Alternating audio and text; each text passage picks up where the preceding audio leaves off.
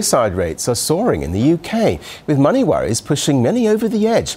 Cuts to mental health services and aggressive debt collecting are cited by experts as major factors aggravating the situation. RT's Andrew Farmer met one mother who lost her child to debt despair. For the last year and a half, Anne Thorne has been coming to terms with the tragic death of her son. Aged just 23, Toby took his own life, writing his final words on the back of a bank statement after racking up a £3,000 overdraft and a £5,000 student debt. It was just a shock. This wasn't someone that had a history of depression or mental illness or even had come across as being down or depressed. You know, in the last few weeks, months of his life, if anything, he came across as someone that, you know, didn't have a care in the world. Following his death, Anne became a trustee for the charity Papyrus, which aims to prevent suicide among young people. From her home in Cornwall, she even runs her own blog, giving advice. But it's a battle her charity and similar ones around the UK are struggling to win. Suicide is on the increase according to latest figures, accounting for 6,000 deaths between 2010 and 2011, a rise of 7%.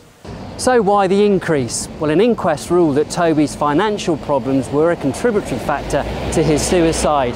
Experts now say that an ailing UK economy is partly to blame for the recent surge in deaths nationwide. Areas of high unemployment, such as Camden here in London, are among those worst affected, and it's a problem compounded by cutbacks in mental health services.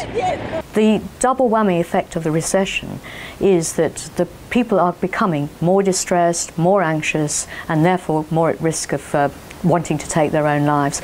At the same time, where the austerity cuts means that we have fewer psychiatric beds, that the crisis care isn't there. And if that isn't enough, the growth of same-day loan companies and intimidating debt collectors are adding to the pressures people are feeling, according to researchers at Brighton University. We have some very, very good regulations that protect people against problematic lending and problematic debt collection. However, it appears that they're not being particularly well enforced because these practices are still rife, in our opinion.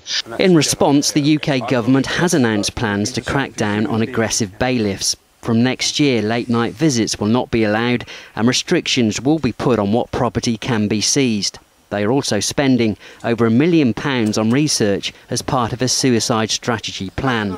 But that is only one very small step in the right direction for someone like Anne. There's no easy answer. I mean, one thing I've learned more about suicide than I ever wanted to know, but I've done a lot of reading and research, and it's extremely complex. You know, hopefully in time the trend will go downwards, but we need to be doing more. Andrew Farmer for RT, London.